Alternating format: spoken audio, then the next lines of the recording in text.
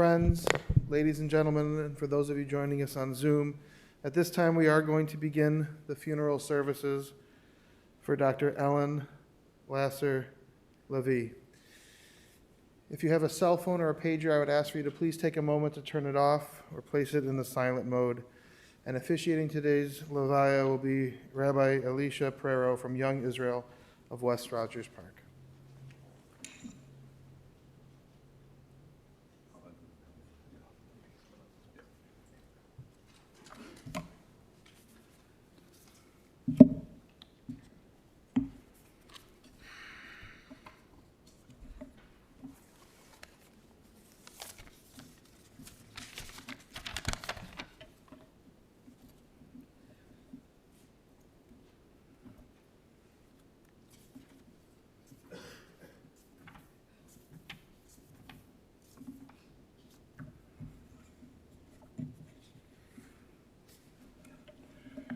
We'll start with saying 2 paragraphs of Tehillim, of Psalms, one of which is the very first of the Psalms, and following which we will say Eshes Chayil, which is a paean to the woman of valor, and this was a passage that was very dear to Ellen.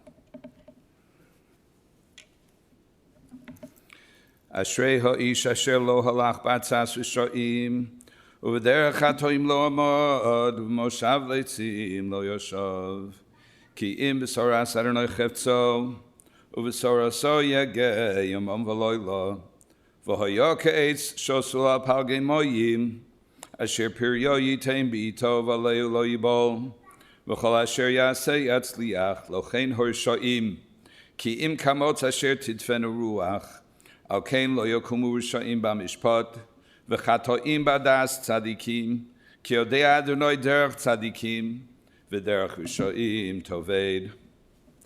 Happy is the one who has not followed the counsel of the wicked, nor stood in the path of sinners, nor sat in the company of the scornful. Rather, that one's delight is in the Torah of the Lord, meditating in God's Torah day and night, and will be like a tree planted by streams of water that yields its fruit in season, whose leaf will not wither, and whatever that one does prospers. Not so the wicked, who are like chaff that the wind drives away. Therefore the wicked shall not survive judgment, nor sinners in the assembly of the righteous. For the Lord loves the way of the righteous, but the way of the wicked is doomed. Eshes Chayil mi'imtza v'rachok mipnim mi'michra batach ba leiv lo v'shalom lo yachzor Gemalasu tov lo ra kol yemei chayeha dorshot tzemer ufishtim v'ta'as b'chefetz kapeha hoyso konyo socher Mimerchak tovi lachma, v'tokom bod laila, v'titen tereth v'vesa, v'chok l'naroseha. Zomama sode v'tikochehu, miprichapeha natochorem, chagrabos masneha, v'ta'amet zero oseha. Ta'ama kitov sachra, Lo yichbe b'layla neira yodeha shilcha v'kishor v'chapeha tamchu folech. Kapa porsa leoni v'yodeha shilcha lo evyon. Lo sira levesa misholeg ki chol beisa lavush shanim. Marvadim asisala sheish ragamon levusha. Noda b'asharim bala b'shivtoim ziknei oretz. Sodinos isav atimkor v'chagor nosna laknani oz v'hador levusha v'atischak liyom acharon piha poscha b'chochma v'soras chesed al lishona tzofia halichos beisa v'lechem atzlus lo sochel komu vaneha v'yashruha ba'ala v'halala Rabos panos asuchoyil v'atolis al kulana. Sheker achein v'hevel ayofi sho yiras Adonai hisis halo. Tunula mipriyodeha v'haluluah b'sha'arim ma'aseha. A gallant woman who can find far beyond pearls is her worth. Her husband's heartfelt trust is in her, and he shall lack for nothing. She bestows good upon him, never harm, all the days of her life. She seeks out wool and linen, and her hands work willingly. She's like a merchant fleet, bringing her sustenance from afar. She arises while it is yet night, and gives provision to her household and direction to her maidens. She envisions a field and acquires it. From the fruit of her handiwork she plants a vineyard. With vigor she girds her loins and strengthens her arms. She discerns that her enterprise is good. Her lamp does not go out by night. Her hand she stretches out to the distaff, and her palms support the spindle. She spreads out her palm to the poor and extends her hands to the destitute. She fears not snow for her household, for her entire house is clothed with scarlet wool. Fine covers she made herself, linens and purple wool are her clothing. Prominent in the gate is her husband. As he sits with the elders of the land, she makes a cloak and sells it, and deals a belt to the peddler. Strength and splendor are her raiment. She cheerfully awaits the last day. Her mouth is opened with wisdom, and the teaching of kindness is on her tongue. She oversees the ways of her household and partakes not of the bread of laziness. Her children arise and praise her. Her husband, he lauds her. Many daughters have accomplished well, but you surpass them all. Grace is false, beauty is vain. A woman in awe of God, she should be praised. Give her the fruits of her own hand, and let her deeds praise her in the gathering places. We'll be having 7 brief hespedim by family members and one other. Chuldi Yocheved Bas Chaim Ubasia. Ellen was born in Vienna, Virginia on July 12, 1952, accompanied by her twin sister, Kathy. She was the daughter of Barbara Ann and Howard Lasser. Howard was a brilliant chemical engineer who passed on much of his gray matter to his daughter. Later, Ellen and Kathy were joined by brother Alan. Ellen attended Robert E. Lee High School, where she did not learn about the Civil War, but she did learn about the War of Northern Aggression. Ellen was her high school valedictorian. She attended Carleton College, a highly regarded private liberal arts college in Northfield, Minnesota. Upon learning that Ellen was Jewish, her roommate at Carleton asked, "Where are your horns?" Ellen graduated summa cum laude after spending a junior year in Israel at the Hebrew University. Ellen applied to graduate school for sociology and was accepted to Columbia, to the University of Chicago, and to Berkeley. And she chose Berkeley so that she might study under Robert Bellah, a prominent scholar of religion in America. He was a giant in his field. And one of Ellen's considerations in making the choice is that Dr. Bellah was comfortable with Ellen's placing God at the front and center of her focus. Ellen grew up in a home that was not very observant, Jewishly speaking, but she was always striving for more. She began increasing her observance after being introduced to Torah Judaism at the Chabad at Carleton. After relocating to Berkeley to enter her PhD program, Ellen attended synagogue regularly, which is where she first met Jean, although their first conversation actually took place in the local supermarket. Jean had attended Yeshiva University in New York and Roosevelt here in Chicago. They met in 1981 and they married in January of 83. And shortly after they wed, Ellen and Jean made a go of living in Israel. After they returned to Berkeley, Ellen pursued her PhD with vigor. When Ellen was challenged on how long it was taking her to complete her degree, and someone commented, "But they say it must be completed within 7 years," Ellen responded, "That's their deadline." She completed her PhD in 1986, I believe, just around the time that Matt was born. She then made a decision that was quite radical for a woman with a PhD in Berkeley, California at the time, and that was to be a full-time mom. She devoted herself to raising her children. But that wasn't all. She was a genuine community organizer. That is, she organized much of the frum Jewish community in Berkeley.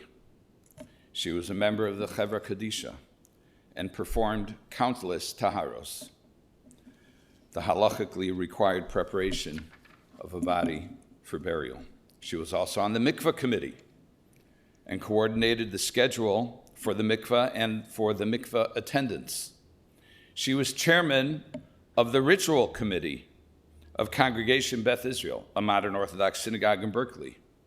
Although she didn't lead the services or read from the Torah, she had learned how to do those things. And she even knew the unique trup of Megillas Esther. By now, she was quite well informed of synagogue ritual, and she took the responsibility to make sure that the shul and the men stayed on track. She kept the books for the family business, the bakery that Jean ran. She also managed the finances at home. In the year 2000, some 18 years after first arriving in Berkeley, the LeVees moved to Chicago, largely to take advantage of the Jewish educational offerings available for their children. Ellen jumped right in with learning and teaching. She was part of a chevra that learned Chumash with classical commentaries, the Bible, with the classical commentaries, and the group recently completed the entire Chumash. She had chavrutot, study partners. She taught Jewish studies at Oakton Community College, at DePaul University, and most recently was assistant dean and a member of the faculty at Spertus Institute for Jewish Learning and Leadership. She taught English at the Blitzstein Institute of the Hebrew Theological College. Instead of 3 check marks and a grade, Ellen would write exhaustive critiques of her students' works, many of whom expressed their deep appreciation, observing how her comments were of immense help in improving their work product. And she worked for the Jewish community for several years as a secretary, perhaps the most overqualified secretary in the world, for the Chicago Center for Torah and Chesed, where she made lasting and meaningful relationships. She had especially high regard for Rabbi Beider. Her children relate how Ellen taught them how to be spiritual.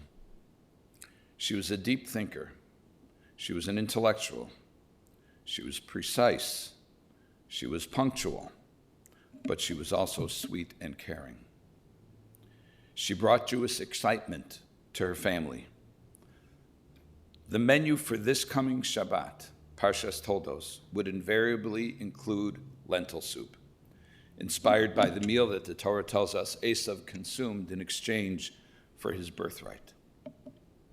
Yom Kippur was her favorite holiday because it facilitated an intense relationship with the Almighty.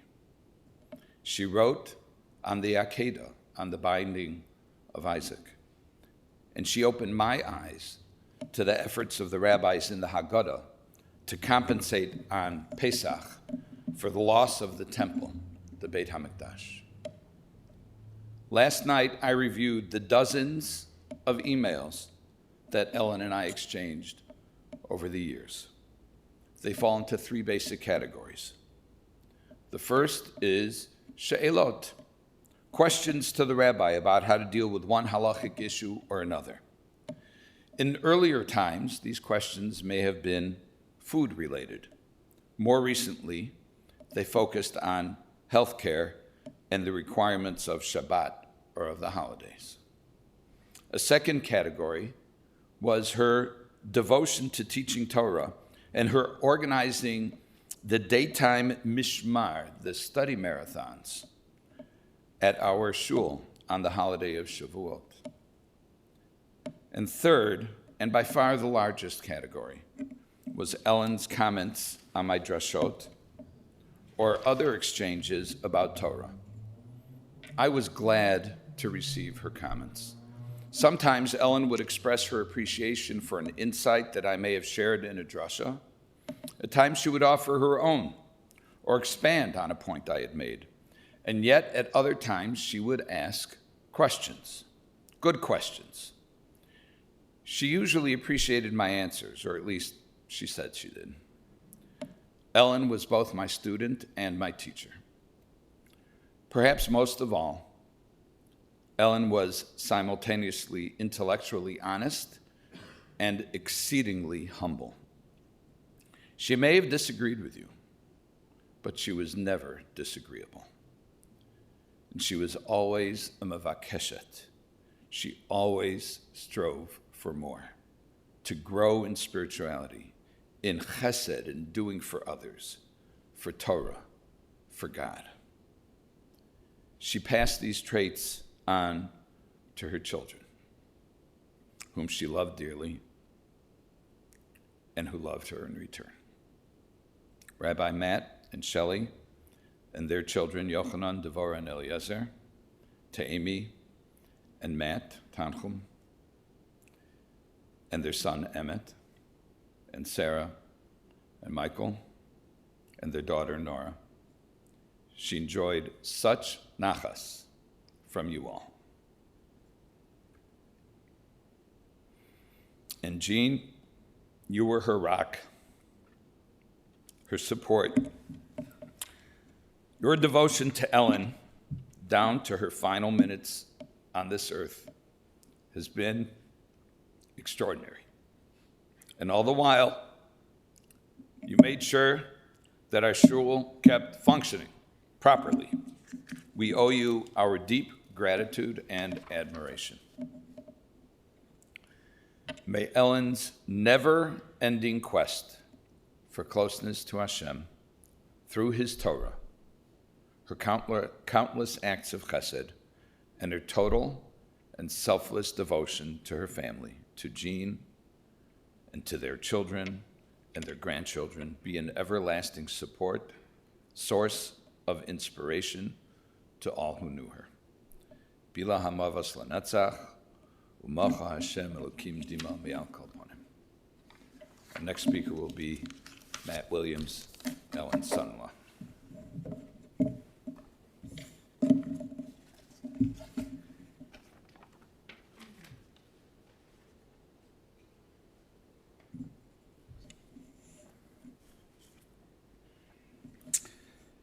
I thought at first I wanted to talk about how much Ellen, Mom, meant to me and shaped my life, but instead of doing that, I thought I'd share some of her Torah with everyone. Mom believed that the Torah, the 5 books, no? Okay. Offered a blueprint for a pro-social or for a harmonious human civilization.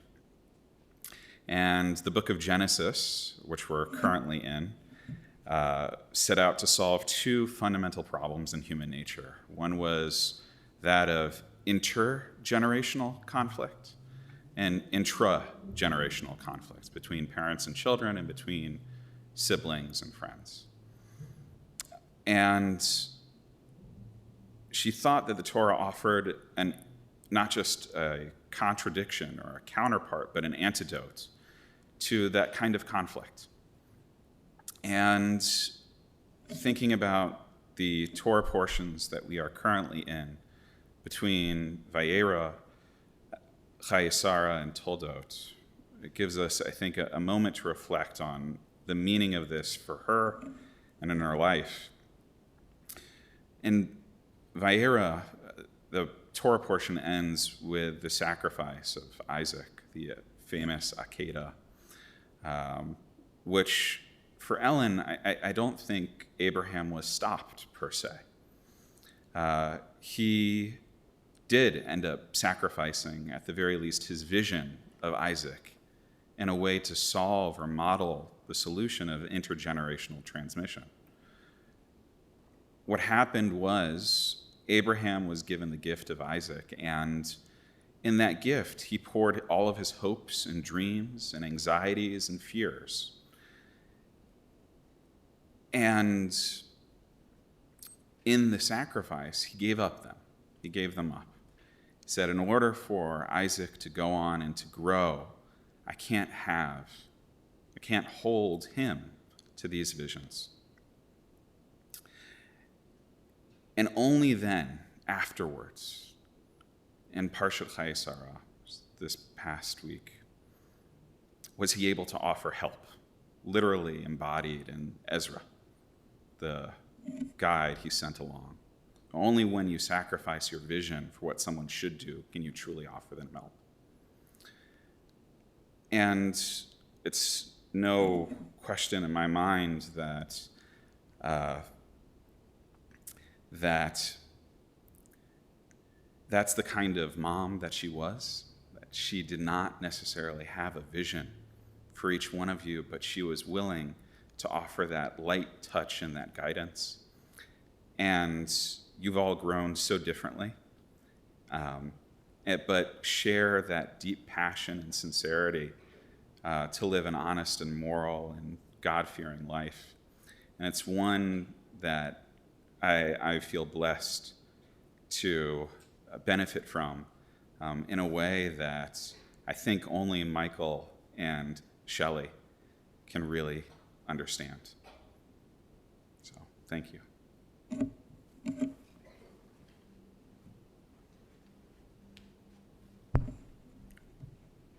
Rachi?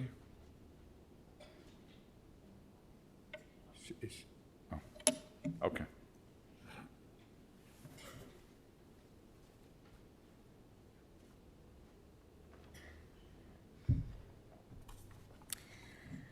I am speaking for the group of women that Rabbi Pero referred to, Ellen's friends, that learn Chumash together every Shabbos.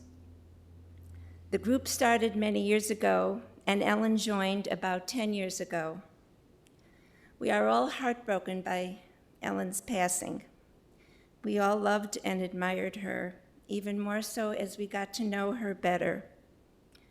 She had a modest, gentle, and unassuming manner, but when it came to Torah, she was intense and passionate. She had a remarkable depth and breadth of knowledge, a probing and creative intellect, and great love and respect for Torah. Studying and grappling with Torah and deriving her own understandings, especially regarding morality, ethics, and society, gave her tremendous joy. She radiated this joy, and it was infectious and inspiring. During the first year of COVID, our group switched to weeknight learning on Zoom, and Ellen participated. She was as enthusiastic and involved as ever, despite struggling with her illness. This summer, we resumed our in-person Shabbos learning, which Ellen encouraged us to do even though she couldn't attend.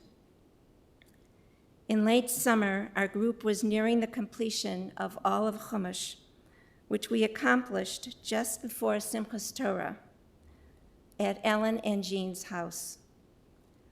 It took a lot of strength for Ellen to host and participate, but she wanted to.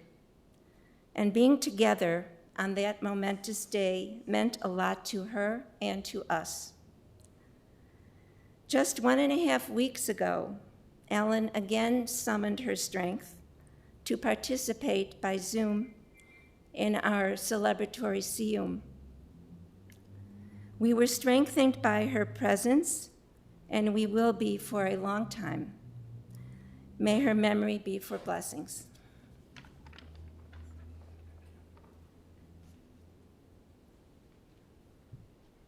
Sarah.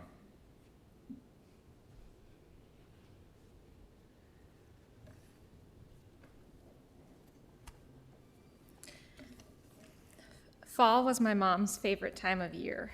She used to drive me to school at Hill Torah, and there's this part down Pratt Boulevard where the trees make like a canopy over the street. And if my mom would time the music to the classical music station just right, we would pass through that canopy of trees in the fall, and she would love it. She'd have a huge smile on her face, and she would enjoy this drive, this menial, trivial task of driving me to school became my mom's delight. When we got to school, my mom would always give me a kiss on the cheek, and I was always embarrassed. I'd look to see who was watching, making sure none of the popular kids saw me, what I would do for a kiss on the cheek now. My mom would delight in the little things of life, a piece of my dad's homemade cake, a bike ride on a pleasant summer day, and dinner with her family. It's almost ironic how much my mom would love to be here right now. Most of her children are here. Well, all of her biological children are here, but she considered her sons and daughter-in-law as children too, and we miss Shelley, who's 39 weeks pregnant. Some of her grandchildren are here as well, although we miss my nephews and niece in New York. Her siblings are here and friends, and her parents and more dear friends are watching on live stream. She would have been astounded that so many people cared. She would have been so touched. There are two memories of Mom that I want to leave you with. One memory that keeps coming back to me, and it's trivial, a memory probably that only has meaning to me, but it's a fond memory I have of my mom, and it's a simple one. There was a time when my mom and I played Polly Pockets on the room of my bedroom in Capistrano, on the house we lived in Berkeley. I remember at the time thinking, why is she spending so much time with me playing? But I was enjoying it all the same. The other memory is one that I have from preschool. We once witnessed a car accident outside of a grocery store in Berkeley. Actually, I think it was in Albany. But we waited to be witness to the police to tell them what happened. And my 3-year-old self was getting upset because the first thing that I would do when I went into preschool was get on this pink swing. And my mom understood how much that little thing meant to me. And we went to school and someone else was on the swing, but she still comforted me, even though it was a small thing to be upset over. I think it makes sense that I'm remembering the small things about my mom, because she truly understood how the small things meant, how your life is built up, because that is what she loved and how she lived. The small things made her life so great. Thank you.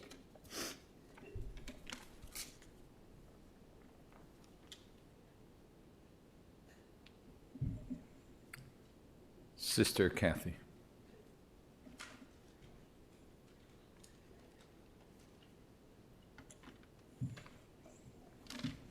The Torah portion for this week is Toldot. Toldot is about twins. So it seemed that I could not speak, being a twin myself. We are not like Esav and Yaakov. We are very similar and yet very different. And that has been the gift of our twinship, which will be a gift forever. For the first 7 years of our lives, we called each other darling.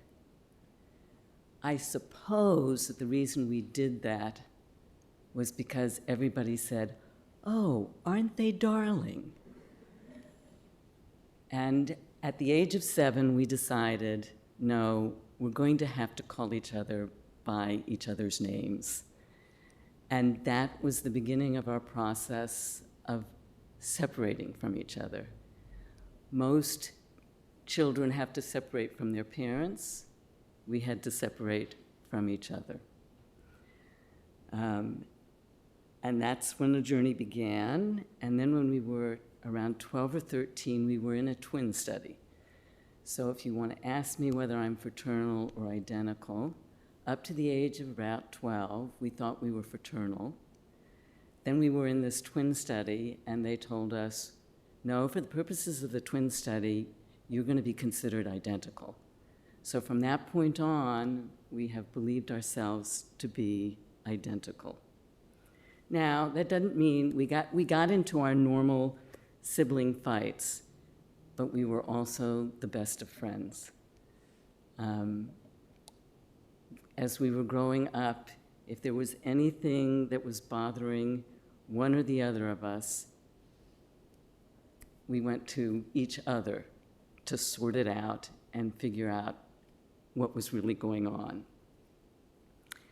And when we went to college, we decided we needed to go to separate schools. That was part of that journey of separating. And she went to Carleton, and I went to Hobart and William Smith. I think separating was harder for Ellen. I was the dominant twin. Whenever somebody asked a question, I was the one that answered. So it was difficult for her. And I think as she grew, it was her family. It was Jean and her children that taught her the most about what it means to be totally independent and totally connected at the same time. And I would say that it is that lesson that she brings to everything in her life. And she learned it from Jean with the tandem bicycling that they used to do, because you have to be fully there, but you are also totally connected. And she learned it with her children as well, because with her children, she treated each of them individually based on what they needed. And it wasn't about making sure that everybody was equal. It was about making sure that everybody got what they needed. And then it was also in her work, as Tani was saying. Her social theory is based on the premise of a covenantal relationship and what's entailed in that. And the covenantal relationship is the relationship in which you feel your full identity, and at the same time, you never forget other people. You are connected to them, and your choices reflect that. And if there's any legacy that she could give to us, it would be understanding relationship. And it is out of twinness that comes. Thank you.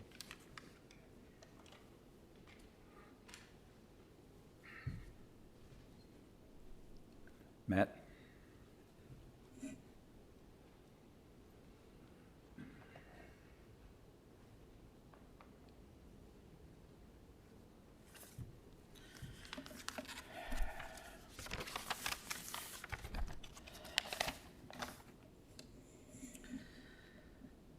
My mother just died, and so I'm lost. I've lost my mom. And so I'm reminded of the saddest day of the year, Tisha B'Av, in the Jewish calendar. That's when we remember our loss of both temples. One of the ways that we practice Tisha B'Av is by saying keynotes, psalms of lament. And one keynote in particular, we show the juxtaposition. B'tzeiti miMitzrayim, b'tzeiti miYerushalayim. Stones are so apropos.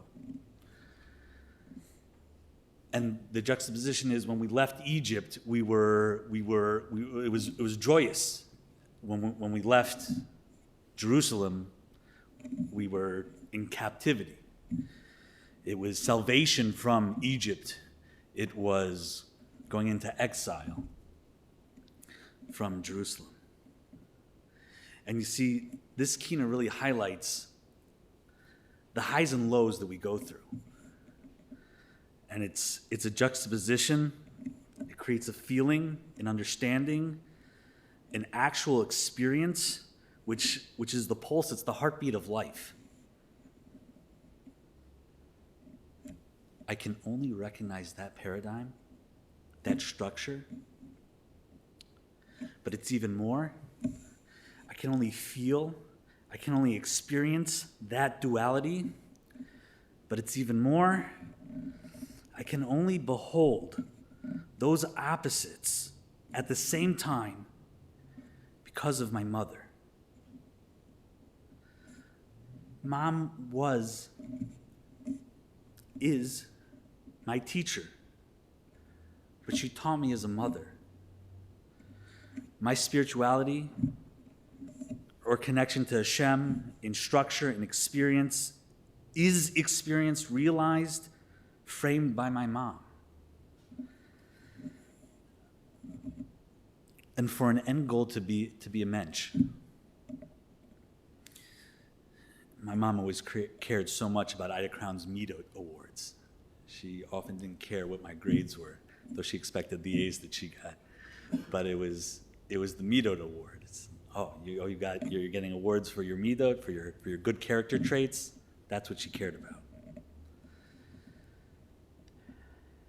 Throughout the highs and lows, my mother has been there to guide me, to show me Hashem in everything.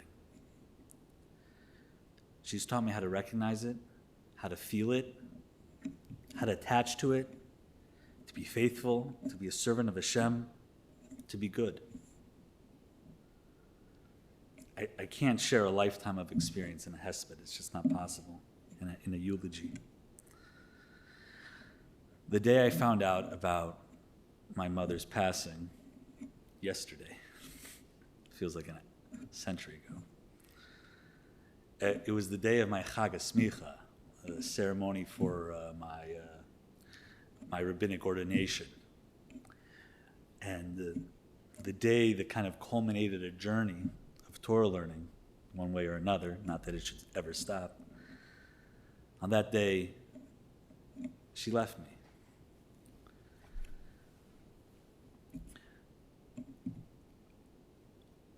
Mom, the last time that we spoke, I was trying to tell you over the phone that the shul made a big kiddush for me. You wouldn't have liked any of the food they had there, but it was a big deal. And, you would have been really proud. I think you would have liked to see the community, the Torah teaching, just me trying to be a mensch. She died right after Parshas Chayei Sarah, a section of Torah that speaks about the death of the mother of the Jewish people. How fitting for her to die after that. But at the same time, it was Parshas Toldos.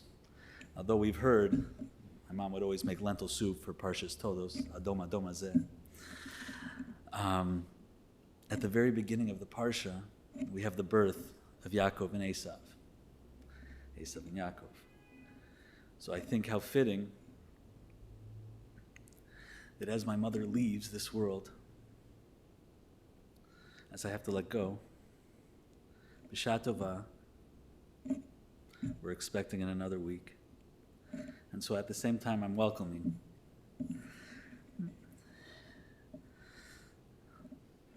B'Tzeiti miMitzrayim, B'Shuvi Yerushalayim.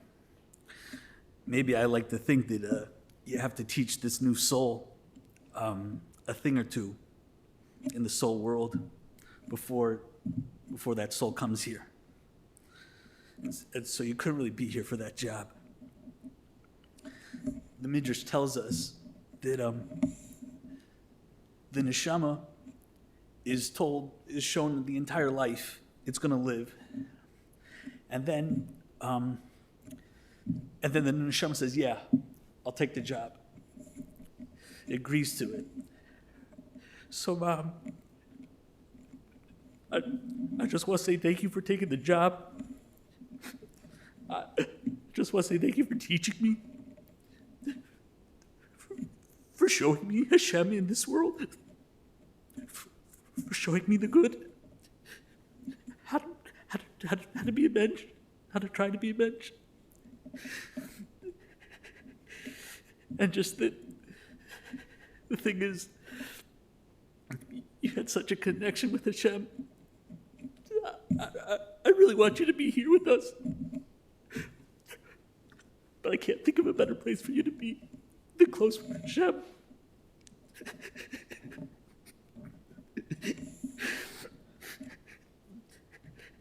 I want to apologize. We didn't really have the same hashkafa. And I always pushed. I pushed my convictions, but I hope I was never disrespectful. That was never my intention. And I'm sorry if when we learned Mishnayot, I hadn't done enough prep beforehand. You were always on top. You knew what was going on. I probably should have done more chazara, more review. I wanted to apologize if I didn't make enough time. I got a lot going on in my life, thank God. But I'm sorry if I just didn't give you enough. I'm sorry if I wasn't good enough. And if there's anything that I've done, please, I ask mechila. I ask for your forgiveness. Thank you for taking the job. Thank you for teaching me. Thank you for being my mom. I love you. I love you so much.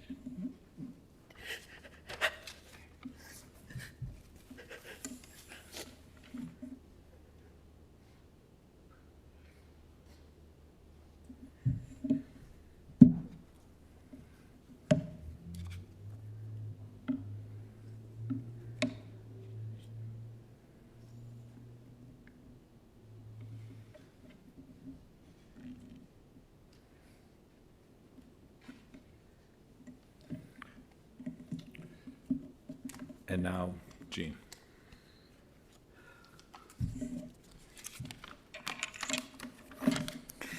Well, first I'd like to thank Ellen's parents, who I hope are watching us on the Zoom. I don't even know where the cameras are.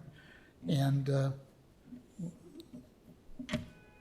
I also want to thank those who are attending here, who have been our friends and known Ellen for these many years, whose lives are touched by Ellen LeVee, whose time we've come to review her life before we say goodbye. Well, our children don't always follow what their parents have imagined. They kind of grow up and pursue their own lives. And so it was with Ellen. She grew up in a classical reform household. And during her childhood, she started thinking in different ways, non-standard ways. This intellectual enterprise continued through high school, backed by high scholastic achievement. As you've heard, she graduated from the former Robert E. Lee High School of Springfield, Virginia, as valedictorian. Her latent intellectual curiosity bloomed at Carleton College, Northfield, Minnesota, including a formative year of study in Israel.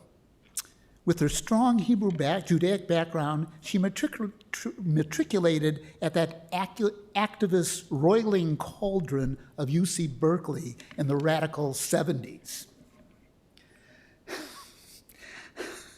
Now, Ellen was a radical too, but only in a different direction. She tried to fit God into the Marxist secular rational dogma prevalent in the sociology department. To her, she did not fit. So she sought and found the only advisor professor in the department who believed that God and spirituality is a valid fundamental component of social theory. It was with him, Robert Bellah, that she wrote and received her doctorate. During this time, in Ellen's typical way, in a process that had begun in college, she methodically, slowly, incrementally, and thoughtfully became a practicing, committed Orthodox Jew.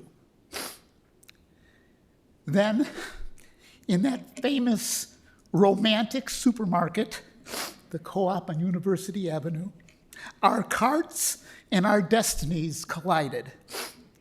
Slowly, incrementally, and thoughtfully, she fell in love with me. I had already become completely in love with her. After we married, she rejected the academia, but not academics. She thrived on thinking, writing, reading, teaching, and as our children arrived, she transitioned to becoming a mother, a role she found profound. However, she never lost her intellectual ardor. She read, she wrote, she thought. She produced an array of work on topics including Akedat Yitzchak, Kitavo, which she studied with her son, the Tochacha, her beloved Haggadah, and essays of social analysis, and even created an online class in modern Jewish history at Spertus College. With her solid grounding in Jewish and secular philosophy, Tanakh, and social theory, she participated in seminars, chavruta study groups, tefillah groups, and intellectual conversations.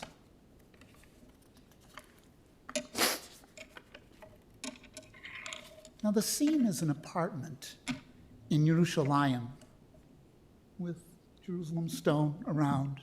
In an old neighborhood around a dinner table, two friends are intertwined in conversation about their ideas and various topics. The process was kind of give and take, question and response, molding ideas, changing ideas, not unlike Tai Chi, the martial arts that Ellen also knew. Back and forth, yet the difference was always, for Ellen, not to beat your opponent or best your opponent, but to expand and refine ideas. Ellen was one of those friends, and this is an example of her method.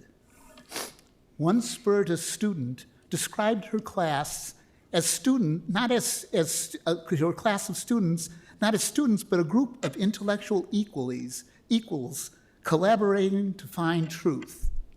And even when she taught younger students, and even children, this was her way. So after the children went their separate ways, Ellen continued her academic efforts. She believed the Torah is a blueprint, as Tani has told us, for the just, ideal society. And her goal was to publish a book defending this argument, presenting and defending the argument. Having completed her research in the first 4 books of the Torah, she was presently wrestling to find the key to understanding how Devarim, Deuteronomy, fits in. She was convinced it was there. She saw it there, but was trying to identify the pattern until Huldah, her cancer alter ego, arrived. We gather today to mourn that which we will never see the completion of that work, nor will the world ever see Huldah Yochebed, Ellen LeVee, anymore. Farewell, my love.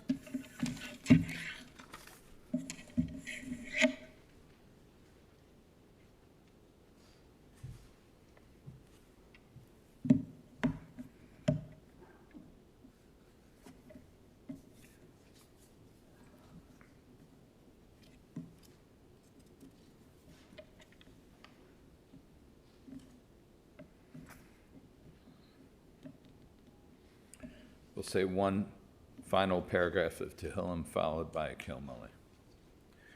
Shila malos, esoy na'il hahorim, me'ayin yavo Ezri. Ezri me'im Adonai, osei shamayim v'oretz.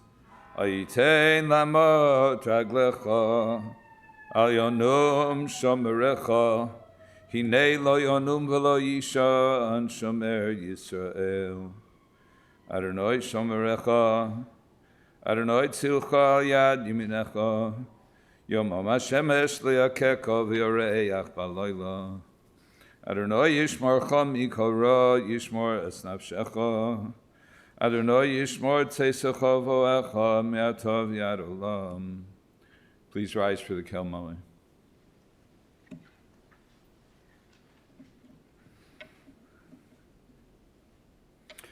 El Molei Rachamim, Shochein Bamromim, Hamtzei Menucha Nechona, Al Kanfei HaShechina, B'malos Kedoshim Iltaharim, Kezohar Horakia Mazhirim, Es nishmas Hulda Yocheved Bas Chaim V'Basya Shochol Olamo Ba'avor Sha'anachnu Mispalalim Ba'ad Haskaras Nishmosa Began Eden Tehei Menuchosa Lochein Ba'al Rachamim Yastireho B'Sei Serchen Ofav Lolomim V'yitzor v'tzor chayim es nishmosa. Adonai hu nachaloso v'sonuach b'shalom al mishkavo v'nomar Amen. Please be seated.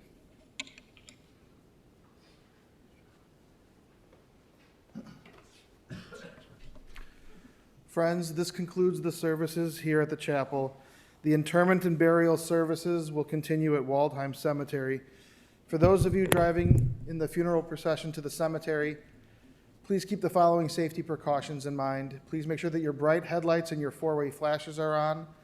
Please be sure to obtain an orange funeral safety sticker, and we will be providing several of the cars throughout the procession with a magnetic orange flag to be placed on top of your car.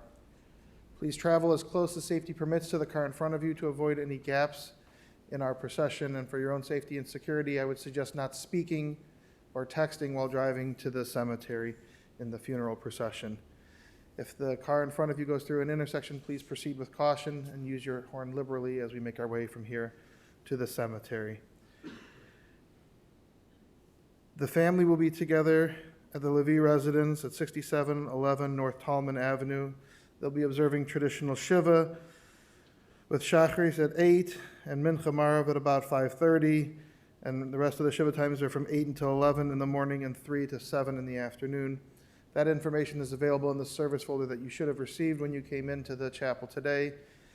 If you did not receive it, we do have those for you as you exit the chapel at this time. Also, for those of you joining us online, that information is available on our website. And when we arrive at the cemetery in approximately 45 minutes or so, then we will restart the stream again. So those of you who are joining us right now, the stream will end, and then you can log back on when we reinitiate the stream. At this time, I would ask for those of you who've been asked by the family to serve as pallbearers to come forward next to the Aron, and for everyone else to please rise and stand in place as we escort the casket, the family, and the rabbi from the chapel.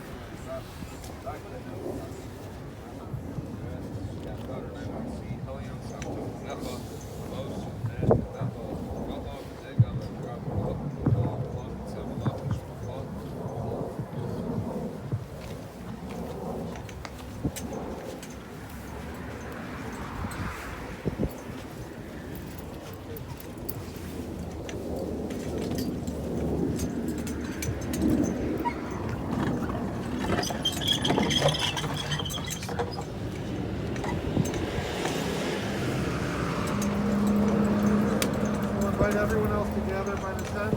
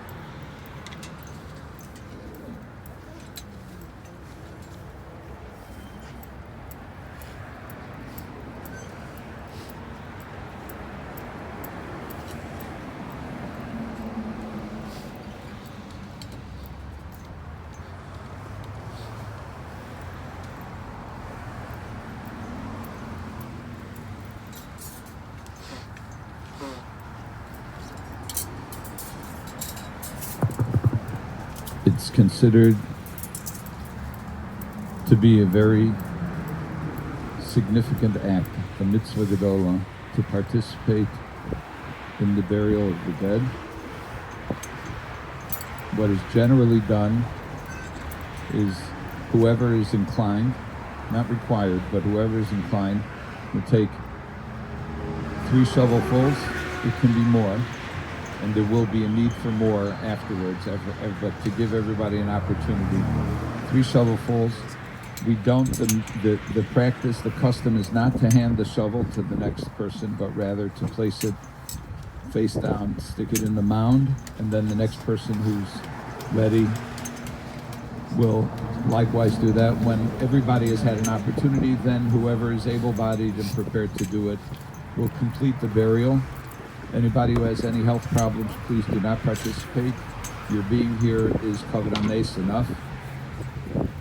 We ask Mechila from Chulda Yocheved, Bas Chaim V'Basu, if we wronged you in any way, Hein B'Chaim, Hein La'achar Chaim, whether during your lifetime or afterwards in preparation for the funeral, on behalf of myself and everyone here, we ask Mechila.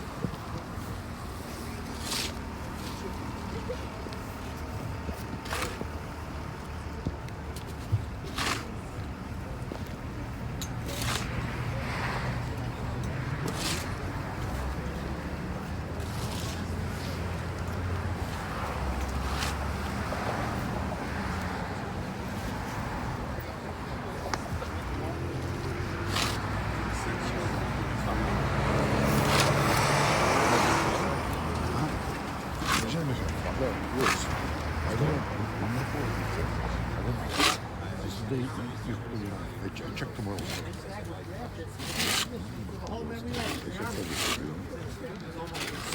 This house is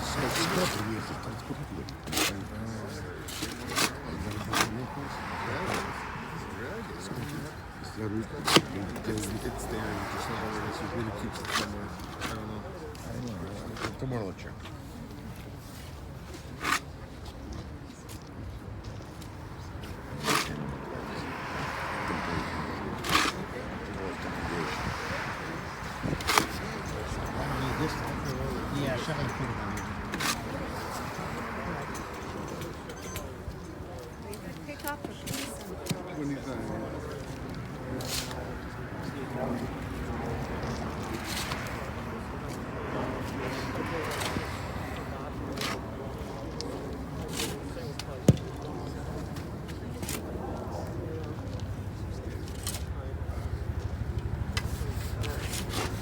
I see a gardening.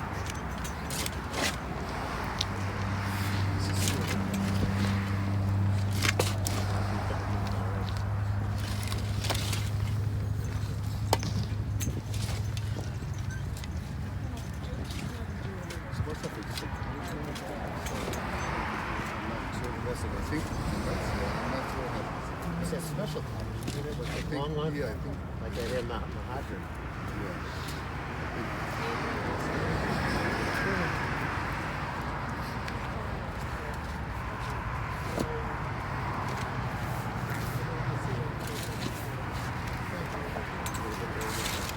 That's just following this one. You did. I think that's some new. That's another. I think that is. This is this thing.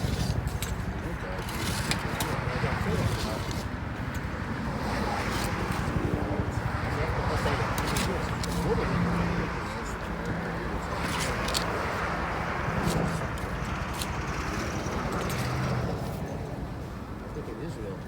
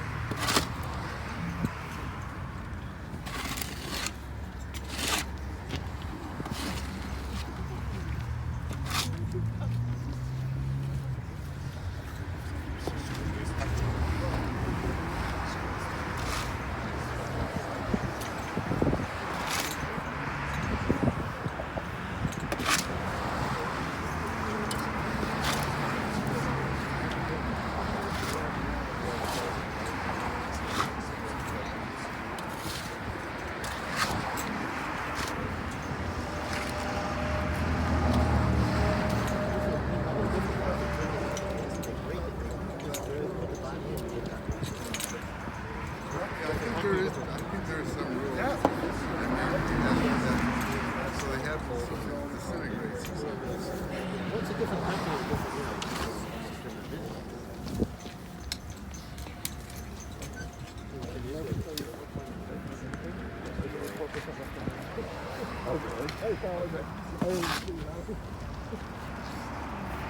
Whatever we get, share.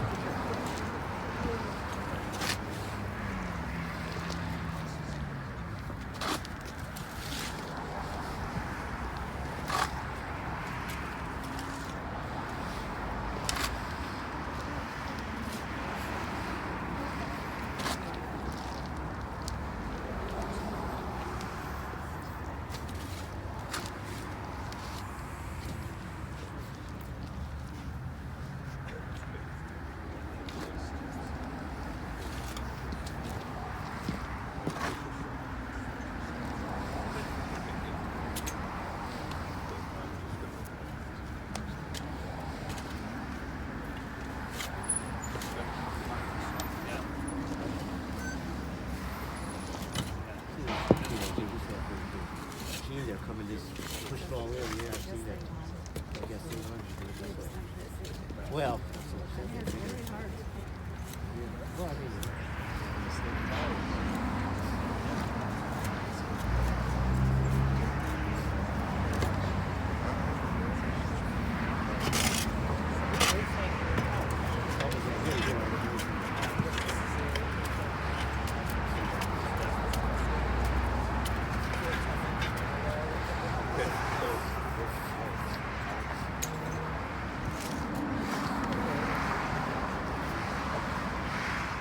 The family will now say the Siddur Hadin, and it's for the mourners, followed by the mourners' Kaddish. Right now, the Siddur Hadin.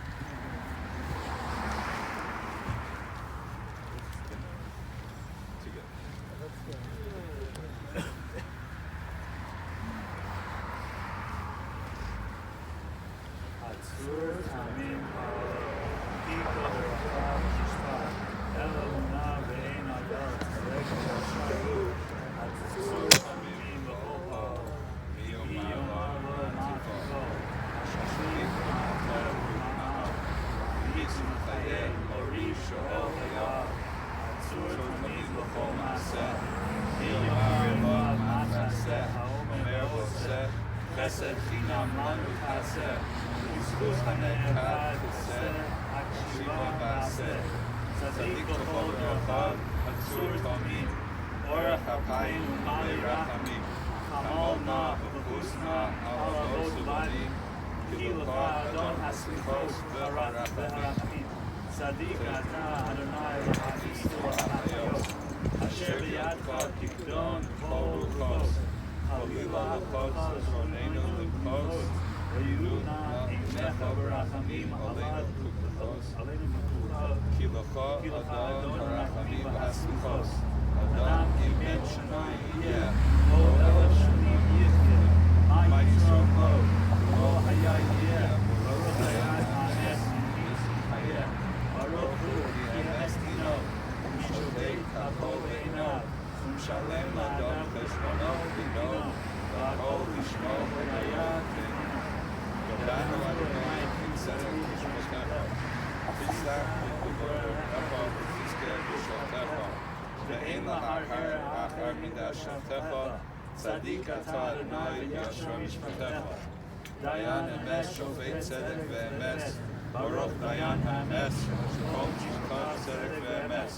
נפש כל חי בידיך, צדק מלא ימינך בידיך, רחם על פליטת צאן ידיך, ושמר למלאכתך בידיך. גדול עצה ורב עלילה, אשר אינך ככוחוס וכל דרכי בני אדם. לשש לאיש כדרכיו וכפרי מעלליו. להגיד כי ישר אדוני צורי לא עשהו, אדוני נשא אדוני לקח, השם אדוני שלח. לא רחום בערבון, לא ישקיס בערבון, אשיב החוב ולא יגור.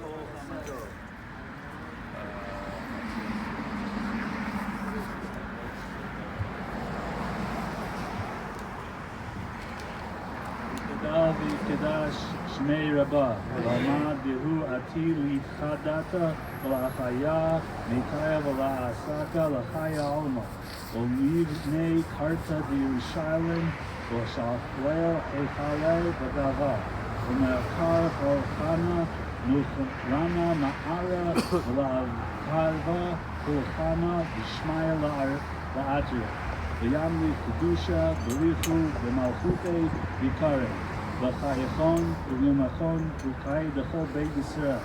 בעגלה ובזמן קריב ויאמרו אמן.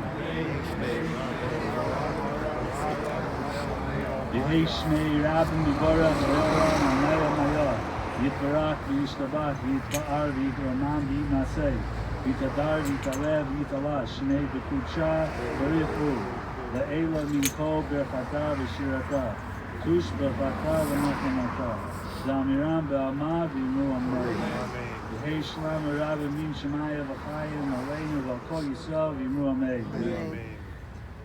עושה שלום במעמד, הוא יעשה שלום עלינו ועל כל ישראל. Amen. I'll ask everybody to form a row, standing on either side of the walkway over here. And then as the orders pass by, we will control them with the traditional bracha.